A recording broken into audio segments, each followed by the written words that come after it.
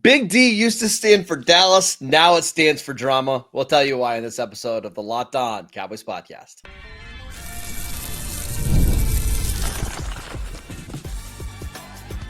You are Locked On Cowboys, your daily Dallas Cowboys podcast. Part of the Locked On Podcast Network, your team every day. Welcome back to the Locked On Cowboys podcast, part of the Locked On Podcast Network, your team every day. We'd like to thank you for making us your first listen of the day. Today's episode is brought to you by FanDuel. Right now, new customers can get $200 in bonus bets when your first $5 bet wins. Welcome back. I am your host, Marcus Mosher. You can follow me on Twitter at Marcus_Mosher. Joining me today, as always, is Landon McCool. You can follow him on Twitter at McCoolBCB. On today's show, we're talking about the Cowboys adding another running back to their stable. We're going to do a 3-round mock draft. But of course, we're talking about drama because this is the Dallas Cowboys after all. DeMarcus Lawrence, Micah Parsons got into it last night on social media. It started with DeMarcus Lawrence making a little comment about how he wasn't going to win a Super Bowl in Dallas, and that's why he decided to move to Seattle to try to win a Super Bowl. I don't know. Yeah. Micah Parsons clapped back, and then DeMarcus Lawrence followed it back up. I'm sure you're all familiar now with what's going on, but what's your take on this whole situation, Landon? Well, first off, we should say, I mean, I'm sure you have as well. I have, all throughout last season, and certainly by the back end of the season. I mean, I was hearing tons of whispers about how DeMarcus Lawrence and Micah Parsons weren't getting along, right? I think it goes back even further. I think the end of the 2023 season when it started to really get bad. So this isn't super surprising. At least, the kind of bad blood there. I think, it kind of being laid out to bear in public was a little bit surprising. And it's hard to know kind of, I mean, I like DeMarcus Lawrence, I like Micah Parsons a lot. I like both of these guys a lot. I just think that they are very different kind of personalities. And I think that sometimes, for better or for worse, DeMarcus just says whatever's on the top of his head. Right. And it makes for a great quote. It makes him really funny. But when you're on the receiving end of a barb like that, it's like it stings a little bit. So I understand why Micah clapped back. Micah was standing up for himself. I'm sure he was tired of, the kind of criticism. We'll get into some of the, unsolved mysteries of this here in a little bit. Let me ask you this. Do you think Micah views himself as the face of the Cowboys right now? I think he views himself as a leader now. Yeah. So I think I agree with you. I think he does. And I think he thinks of himself as the voice of the Cowboys a little bit. So when he sees a former teammate saying, hey, those guys basically aren't going to win over there. Right. Yeah. I think it did impact Micah. Now, I think Micah took it a little far by saying you're jealous or envious of us or because Dallas didn't get a deal. But I think that's what happened. I think Micah took it personally when maybe he shouldn't. Maybe this is just Tank talking and Tank likes to talk, but I also understand it. I had a lot of people replying back to what Tank said, saying he's not wrong, though. I think it's Micah Parsons who's not wrong, though. I kind of think that Tank is a little bit envious. Look, I mean, again, I really, really like Tank Lawrence, and I don't want to bash on it, but it's like, imagine how tough that would be to be the veteran leader of that defense, to be the most indispensable part of the Dallas Cowboys defense, to be underrated. It really does make me think of Solari at some place, but that's a different thing. But and then suddenly this, unbelievable talent comes in who doesn't even necessarily play the same position as you when he came into the league, suddenly just tries it out and is not only better than you, but better than almost everybody else in the NFL, comes in, dominates. Your career is starting to wane. You're starting to having to take, team-friendly deals to kind of stick around a little bit while he's about to get, the most money of any non-quarterback in NFL history. I'm not saying like that DeMarcus Lawrence is acting like outrageous, but I don't think it's outrageous to suggest that he is a little bit jealous, that is a little bit upset and hurt in the situation. And I think it's just a case where that hurt came out online I think Micah also was hurt by the way that DeMarcus Lawrence behaved and treated him in these last few years, and maybe the way that the whole situation ended in Dallas. So I kind of see both sides, and I kind of don't think that either side is really wrong with their criticism. I just wish they would have kept this off social media. Absolutely. You know what I mean? Absolutely. That's my thing. But I think you have to go all the way back to 2021 because when Micah actually became an edge rusher, DeMarcus Lawrence broke his foot midweek between week 1 and week 2. The Cowboys they were down on defensive end, so Micah Parsons in week 2 moved from linebacker to edge and had like 3 sacks in his first game. In theory, or like in a perfect world, it would be awesome if those two just were able to, play together and be happy that, hey, this superstar has arrived in the scene. But we are talking about athletics, and there people get jealous and people get upset with their role. And I'm sure Micah is a very magnetic player, right? And when Micah was an all-pro as a rookie, and was suddenly the leader, or I don't know if he was the leader, but he was the star in that Cowboys defense. I'm sure that probably did hurt DeMarcus Lawrence's feelings a little bit. And I think that just kind of festered over the last couple of years, Landon. And then I think one thing that we need to talk about here, and maybe this is where things got really bad at the end of the 2024 season, we had David Cantor, DeMarcus Lawrence's agent, go on the radio. I think it was the Friday before free agency started. 105.3 The Fan. Yep. He said that Lawrence was healthy at the end of the year, and then he was ready to play, but they decided to shut him down. And I'm wondering if that rubbed some players the wrong way, because you had Micah was dealing with a high ankle sprain. CeeDee Lamb was dealing with a bad shoulder. Jordan Lewis, even if the Cowboys were eliminated from playoff contention, was playing with a massive, massive elbow brace out there in meaningless games, knowing that he's probably only has one more contract coming up, but they're still going out to try to win. I think Lawrence not being out there and a couple of these other guys battling through injuries in meaningless games probably made the divorce had to happen, right? I don't think there's any way that Lawrence was going to be back this year. Yeah, I mean, again, like all of those are kind of facts. Like, I don't know if we don't know if that adds up to there being this situation. We're just stating what has been, I'm sure it didn't help, right? And but I think, yes, I think just knowing those things, and I really, the Jordan Lewis situation to me, like, really shines a light on it. I mean, Jordan Lewis has not made the kind of money that DeMarcus Lawrence has already made in his career, and is really kind of looking for his first real big payday, and he got it, obviously, right, with Jacksonville. And he's out there battling, with a way more injured situation than where Lawrence was at the end of the year. Again, I'm not even criticizing Lawrence's decision to shut it down at all. If you had asked us, we would have said shut Lawrence down, right? I kind of feel like we may have said that. I think we are just examining maybe how the players viewed that situation, not so much whether it was right or wrong. And I think it's a fair criticism. And I think what we saw on social media, how it played out last night, is it felt like there was a lot more support in social media for Micah Parsons' side than DeMarcus's side. And normally you would say, well, yeah, they're still teammates, but and I guess I understand the context here, but Golson's in New York now. And he kind of came out and sort of indicate that he was on Micah's side on this a little bit too. They're friends, same draft class. I get that. But still, it just felt, I didn't see anybody really coming out in support of DeMarcus too much. And that doesn't mean that Micah's right and DeMarcus is wrong, right? It's just, this is a locker room, right? Sometimes, right? It skews very young, at least on that side of the ball. And I wonder if the Cowboys and some of the players in that locker room felt like there were two different eras almost. Like, hey, this is the old era trying to hold on to be the leader. And then there's this young group of Osa, Trayvon, Micah, that's trying to become leaders, and they're pulling in different directions. It felt very much like a fractured locker room. I remember after the 2023 playoff loss to the Packers, I'm sure you remember the DeMarcus Lawrence comments about how we were tired. And then they asked Stephon Gilmore about it, and he kind of is like, yeah, that's not what's going on. Like, we're not tired. Everybody's tired at the end of it. So even back in 2023, you could tell that something was off. I don't actually think they were tired. I think DeMarcus Lawrence just didn't want to spill the beans on what was going on. But it seems like this has been going on for a while.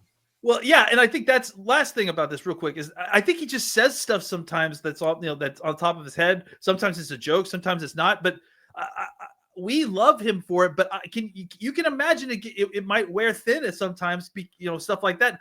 I point to the one thing that DeMarcus Lawrence said during this whole exchange that I disagreed with, or that I felt like was kind of out of bounds. Really, was the comment on the podcasting and the tweeting. Because that's absolutely outrageous. Because, I mean, again, Micah was playing 4 times as much as DeMarcus was during that period and producing at a higher rate even when he was playing. Again, I love DeMarcus Lawrence. Please stop making me say that, negative things or things against DeMarcus Lawrence. I just think that there's, people have personalities. Jealousy is a thing. These guys are all alpha males and view themselves as alpha males. So there's going to be personality conflicts. Let's just let it go, and maybe we'll play each other in the season or two. All right, let's talk about actual football stuff.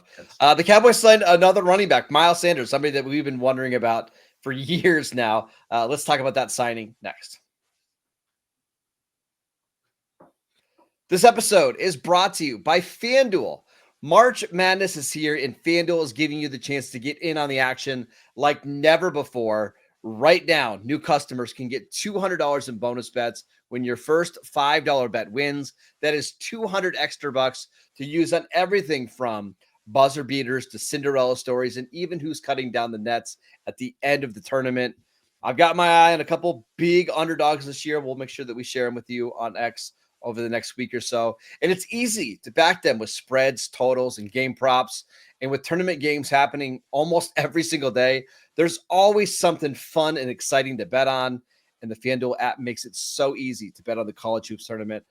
When you win, you get paid instantly. No waiting around. So visit FanDuel.com and get in on the college hoops action all tournament long.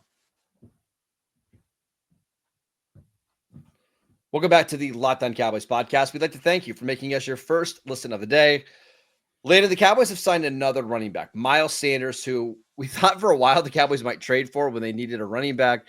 He's been just wasting away in Carolina, not really playing at all. What did you think about the signing? Yeah, I think it's just another body at this point. I think they're just collecting these guys who they feel like maybe were in situations that, kind of depress their value a little bit, and hoping that they can come into a situation where they get more opportunity and play better. I think that's the play here with Javonte. I think that's the play here with Miles. Did we even ever see numbers come out for this contract? We got ones for Javonte Williams. He got but not for Miles, right? Yeah, it's a $1 million guaranteed at signing with a $1.5 million base salary. So they could technically cut Javonte before week 1, and it'd only be out $1 million. So it's but if he makes week 1 roster, it's $2.5 million with some like per game bonuses. I think it's like $29,000 a game in per game bonus, and that's about it. So what about? Did we see numbers from Miles though?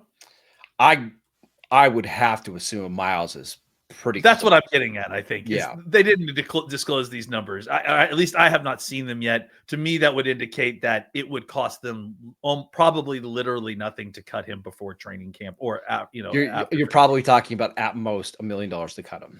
So again, yes, great, okay, a guy who's been a starting running back in this league who may or may not have anything left. We get a free look-see next to Javonte Williams. A Pro Bowl running back in the NFL, by the way. Yeah, Pro Bowl. Super Bowl starter. Those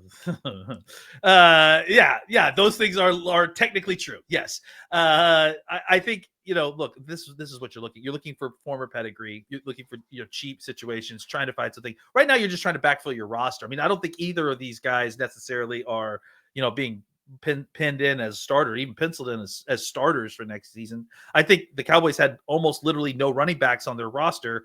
They needed to get some guys to at least facilitate OTAs and training camp, and they weren't necessarily going to get all of that in the draft. So they've got themselves, and then you don't necessarily just want to have rookie running backs. You want to have some veteran guys who know what they're doing, know the procedure, aren't just doing this for the first time. So I think that having those guys kind of in-house, these guys are solid guys that have experience in the NFL.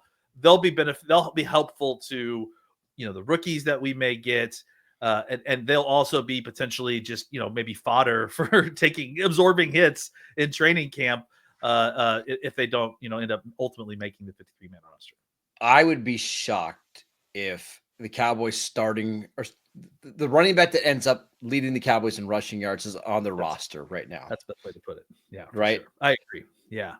I think that let's put it this way: the feature of the Cowboys running game, like the running back who would be the feature of the Cowboys running game, he's not on the team yet. Yes, I think you're going to get a running back, whether it's first round, second round, third round, that's going to come in here and lead your backfield in rushing yards.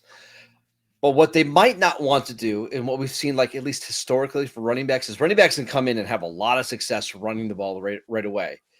It's the pass blocking stuff, and sometimes what you do in the receiving game that takes a couple years. And I would have no problem at all giving all that work to a running back right away. But I'm guessing they're trying to figure out, okay, hey, which one of these guys between Javonte Williams and Miles Sanders best pairs with a day 2 running back to help us get through the season. And I think it's probably Javonte because he's the better pass blocker. But Sanders, I think, offers you a little bit more juice as a runner if you need him to do that. I think it also depends on who you're drafting, right? Like if you draft Trayvon Henderson, you may not need the veteran pass blocker guy, right? Because you might need the guy that's a little bit better between the tackles, like Miles Sanders. Exactly. So I think it's you're getting 2 different types, maybe, and just in case to fill all needs, no matter what running back you get, that allows you to be freely go in there and not have to even sub-genre out the running backs into different groups. So you can just go in and get who you think is the best back, and you've already got a complement, whether it's Sanders or Williams, that will work with them. So I think it makes some sense. Again, it doesn't cost them anything, and this isn't. I really hate. Can I just say this real quick? I really think it's disingenuous, and I really hate. And I tweeted this too, when people do well, this is your running back room right now. It's March 14th. It's Pi Day, by the way. It's March 14th, and here's your running back room. Like, that matters. Like, we haven't even gone to the draft yet. Free agency isn't even over yet. So don't fall for that. Like, this is all about talent acquisition right now, and it moves in stages, as we've talked about before. Running back is without a doubt, even after the draft, we said, running back is without a doubt the spot where you can get the most talent, the latest in the game. And I'm going to say this. Last year, we didn't see a ton of movement at the running back position after the draft. And I think it's because it was a really weak running back draft. We only had, I think, 4 running backs drafted inside the top 100. Jonathan Brooks, who went round 2. Trey Benson, who was round 3. Blake Corum in round 3. I don't even remember. There was another one. Jalen Wright, I think, went at the top of round 4. But this year, there are so many good running backs that teams that already have running backs are going to draft them. And I'm telling you right now, there are going to be 2 or 3 running backs that are traded in May, June, July because their new teams have just drafted running backs. Like maybe the Jets love Quinshon Judkins, and that's who they take at the top of round 2. And all of a sudden, Breece Hall wants out because he's not getting the contract. Again, I'm just making this up. That's going to happen this year. So even if you don't get the running back in the draft, which the Cowboys will, there are going to be options later. It does not make sense to panic on March 14th about your running back spot. I'll even go one further for you. This class is so deep compared to last year that last year you got through the draft and you're sifting through the undrafted free agent market of running backs, and there was like one guy. Right. Yeah. There was only 1 or 2 guys that you were really interested in. There were still more opportunities to get running backs. The Cowboys just didn't avail themselves of it. Well, but this year, with how deep the class is, there is no way that all these running backs are getting drafted. There is definitely going to be 5 or 6 quality level running backs that should have been drafted that are going to end up in undrafted free agency. And let's also not forget the Cowboys have a bunch of late picks, right? Even though they have traded a couple away. No reason to not double dip on a guy that you don't want to hit undrafted free agency that you really like. So again, there's still plenty of room for this team to draft multiple guys at running back if they want to. And I saw people saying, well, the Cowboys missed out on the running backs last year because they traded Trey Lance for a 4th round pick. Yeah, the Trey Lance trade probably a bad trade in hindsight. Definitely a bad trade in hindsight, yes. But they named the running backs the Cowboys missed. Will Shipley, Ray Davis, Isaac Guerrero, Braylon Allen. Those are all the running backs that the Cowboys missed at that 4th round pick. I asked somebody today that's a draft analyst, hey, where would Isaac Guerrero and Ray Davis go in this year's draft? And they said undrafted. Undrafted, easy, without a doubt. So that's like, it's like, in hindsight, I'm really happy that they decided to kind of pass on running backs in 2024, because you're going to get twice the running back this year, probably a round or two later than what you got last year. Last thing, the problem last year was not that they didn't get running back talent. It's that they didn't use the running back talent. They didn't start Rico until like week 8. They had Rico on their team this whole time. They just refused to use him until they absolutely had to. And they still had a 1,300-yard running back, and he hardly played the first 6 games of the season. All right, anyways, let's do a 3-round mock draft to get some good vibes going before we head into the weekend. We will get to that next. This episode is brought to you by Monarch Money. Have you ever checked your bank account and wondered, where did all my money go? Between dining out, online shopping, entertainment, kids, my wife, it's easy to lose track. But that's where Monarch Money comes in, your personal CFO, giving you full visibility and control over your finances. Monarch Money isn't just a budgeting app. It's a complete financial command center. You can track all of your accounts, your investments, and your spending all in one place. So you just stop managing your money. And now you can actually start building your wealth. When I started using Monarch, I was realizing how much money I was using on just pointless stuff. But now I'm budgeting smarter and I'm saving more. Take control of your finances with Monarch Money. Use Locked On NFL at monarchmoney.com for 50% off your first year. That is monarchmoney.com/LockedOnNFL for half off your first year. Welcome back to the Locked On Cowboys podcast. We'd like to thank you for making us your first listen of the day. For your second listen, check out the Locked On NFL Draft Show with Damian Parsons and Keith Sanchez. Now that the season is over, get the latest draft rankings, rumors, and news every day. Find Locked On NFL Draft on YouTube or wherever you get your podcasts. All right, Landon, we've got a few minutes here to do a 3-round mock draft. And as always, I like to give you some scenarios. So in this scenario, we're using Pro Football Focus mock draft. I am not allowing you to draft a running back in the first 2 rounds. You have to get your running back in round 3 or no running back at all. So just because I know this is freaking Cowboy fans out about what if we don't get a running back in the first or second round? They're going to be okay. So are you good with those parameters? Let's do it. Yeah. I've done this myself just as an exercise. So it's always fun. All right. So here we go. No, we're not going to trade. We're just going to draft.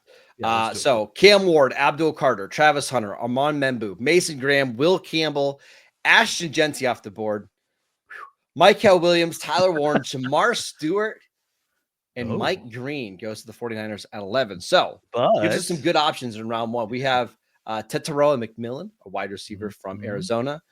We've got Jihad Campbell if you want a linebacker. Will Johnson is there.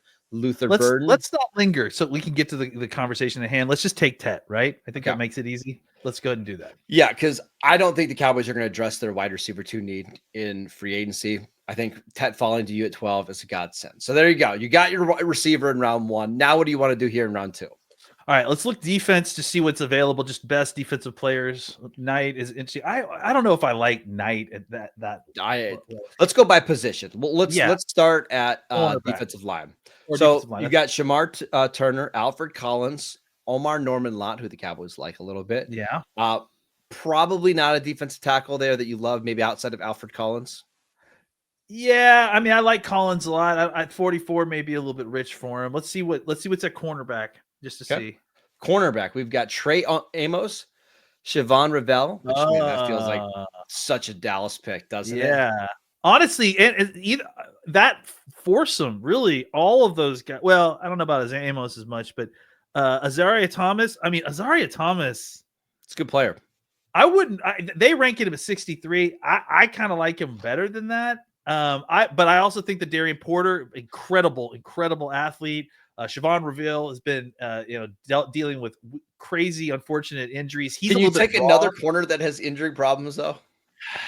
No, especially since he's also needing to develop, right? Yeah. Like I like him a lot, and I would if we weren't in the situation that we are. I think if it's me right now, I would trade back. I would see if you can find a way, but we're not doing trades. But if we weren't, let's look at edge rushers really quickly. Okay, let's do it there because otherwise I may just take Azria because you have quite a few edge rushers: Landon Jackson, Princely Umalian. Yeah, Princely, Umanili. Braden Swinson, JT, Jack Sawyer, Josiah Stewart. I mean, I like a lot of those guys too. I really like Braden Swinson. I just wonder if he isn't. I mean, I like Landon Jackson too. Can I give you one more position I want you to look at? Yeah, sure. Our guy. I was looking at like offensive line in guard, but one of the guys that always falls is Donovan Jackson from Ohio State. He's done. I don't think there's any offensive linemen available here that we love. No. I think honestly, for me, I think Landon Jackson makes some sense. I think Alfred Collins makes some sense. JT, Jack Sawyer. Yeah, Jack Sawyer. I think this is too rich for. But JT Tumalaya, I think he would really fit well on the strong side if you wanted to get him. Shamar Turner would, I think is an interesting kind of boomer bust prospect at defensive tackle. Let's take Landon Jackson. Okay. Just because I think you can slot him right in. I think he could play at high floor level for a defensive end strong side. Maybe you develop something there. All right. So we've got Tetairoa McMillan and Landon Jackson, our first two picks. And then here are the running backs available at pick 76. Look at this, man. You've got Dylan Sampson from Tennessee, who ran a 4.42 at his pro day on Wednesday. RJ Harvey, DJ Giddens, who I like a lot. Devin Neal is still there. Jaden Blue, Damian Martinez. Oh, man. Even if two of those names were gone, I still think you'd be okay here. All right, yeah, let's talk about some of these guys real quick. I'll let you talk about Giddens. RJ Harvey's really fantastic guy from UCF. Got great speed. He's a little bit of an upright runner, but I think he's one of the guys who really, really is suffering the most from this deep class, because I think in a normal class, this is a guy that you would probably get in the second round just based on his production and his style and his upside. But because of just everybody that's here and the fact that Dylan Sampson's still available is crazy. And also, can I talk about Dylan Sampson real quick? Because I don't think we've broken him down. Dylan Sampson's really, really good running back. Like, he's honestly closer to that other, grouping, I think. In fact, like more in the mix, with the Judkins and Henderson, I think, of the world than probably worthy falling here. If he falls this late, it's because all the running back needy teams got their picks, right? And he just was the odd man out. He is, like I said, I would take him. But if you were desperate and you traded back from 44 a little bit, not desperate, but trade back from 44 like to 50-ish, I would love Dylan Sampson. Great speed, explosive, can get outside, can take it to the house, has good patience, good vision, just a really, really good, fast, explosive back who did a lot. Well, I think wasn't he the offensive player of the year in the SEC last year? Yeah, he put up monster numbers in the SEC. So super productive.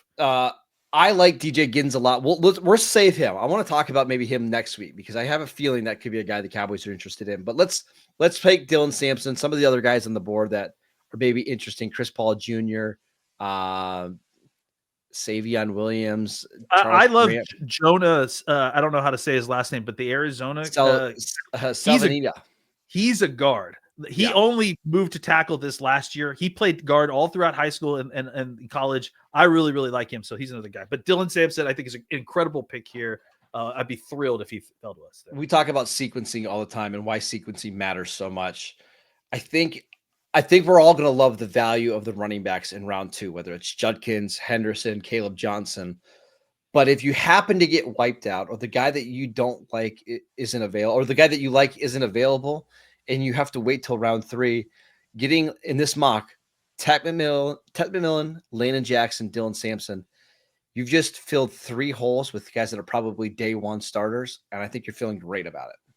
Yeah, absolutely. I mean, I think, Jackson is a guy that we haven't talked a lot about, but I think he would be a really good fit. Just, maybe not the kind of superstar you're looking, but a really, really high floor, solid player. You'd love to get Tet McMillan and Dylan Sampson at 76. I mean, that's just an absolute steal, to be honest. That's what I said. Don't worry about the running back position. I promise they'll be okay. They will not go into the season with Javonte Williams and Miles Sanders as their lead backs. It'll be okay. I promise. All right, that is it for today's show. I'd like to thank you for making Locked On Cowboys your first listen of the day. I bet there's going to be some more beef over the weekend. There'll probably be some more signings. There always is. We'll cover it on Monday. Make sure you're downloading the podcast wherever you get your podcasts. We are free and available on all platforms. Follow Landon on X at McCoolBCB. I'm at Marcus_Mosier. Enjoy your weekend. We'll see you Monday.